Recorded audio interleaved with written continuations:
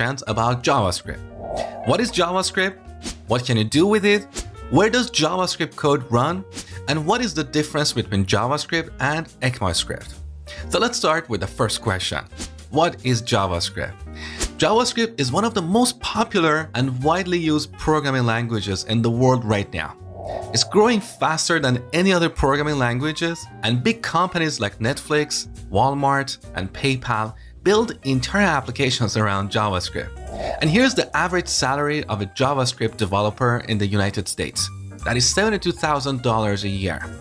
So it's a great opportunity to get a good job out of learning JavaScript.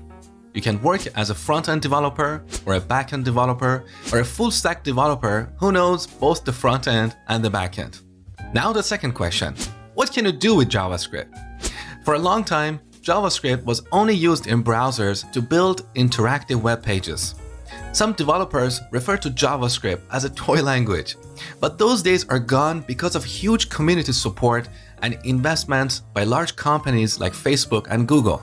These days, you can build full-blown web or mobile apps, as well as real-time networking applications like chats and video streaming services, command line tools, or even games. Here's an example.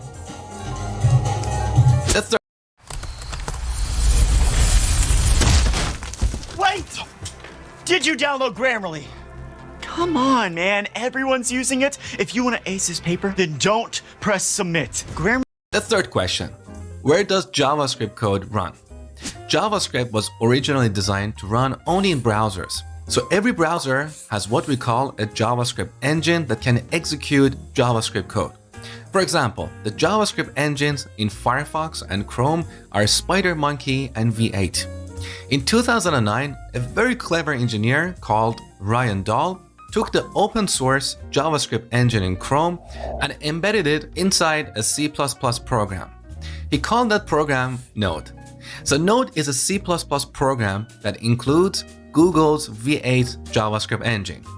Now with this, we can run JavaScript code outside of a browser. So we can pass our JavaScript code to Node for execution. And this means with JavaScript, we can build the backend for our web and mobile applications. So in a nutshell, JavaScript code can be run inside of a browser or in Node. Browsers and Node provide a runtime environment for our JavaScript code. And finally, the last question. What is the difference between JavaScript and ECMAScript?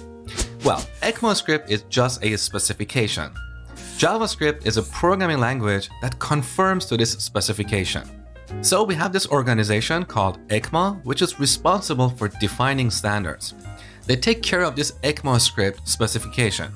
The first version of ECMAScript was released in 1997.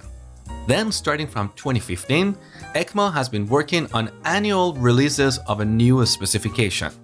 So in 2015, they released ECMAScript 2015, which is also called ECMAScript version 6 or ES6 for short. This specification defined many new features for JavaScript. Alright, enough theory, let's see JavaScript in action. So every browser has a JavaScript engine, and we can easily write JavaScript code here without any additional tools. Of course, this is not how we build real-world applications, but this is just for a quick demo.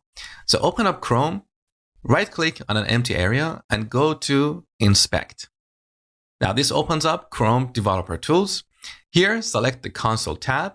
This is our JavaScript console, and we can write any valid JavaScript code here. So type this, console.log, put a single quote here, and then hello world. Another single quote to terminate, close the parentheses, and add a semicolon at the end. Now, as you go through the course, you're going to understand exactly what all this means. For now, don't worry about it. So now press enter, and you can see the hello world message on the console. We can also write mathematical expressions here. For example, 2 plus 2, we get 4. Or we can do something like this. Alert, parentheses, single quote, yo. Enter, and here's an alert. In the next lecture, I'm going to talk about setting up your development environment for writing JavaScript code.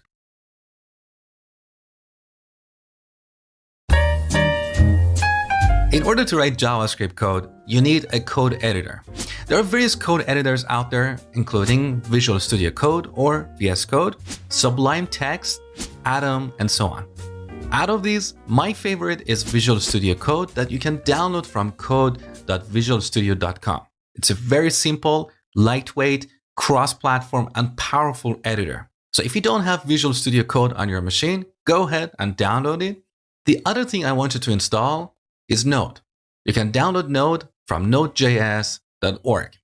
Now, technically, you don't necessarily need Node to execute JavaScript because, as I explained before, you can execute JavaScript code inside of a browser or in Node. But it's good to have Node on your machine because we use that to install third-party libraries. And also later in this section, I'm going to show you a preview of Node. So pause the video now and download Visual Studio Code as well as Node. Once you're done, come back, continue watching. All right, now I want you to create a new folder.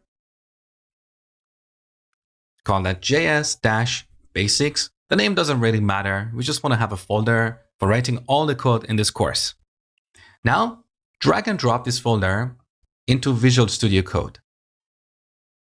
Okay, we've got this folder open. Let's add a new file here, index.html.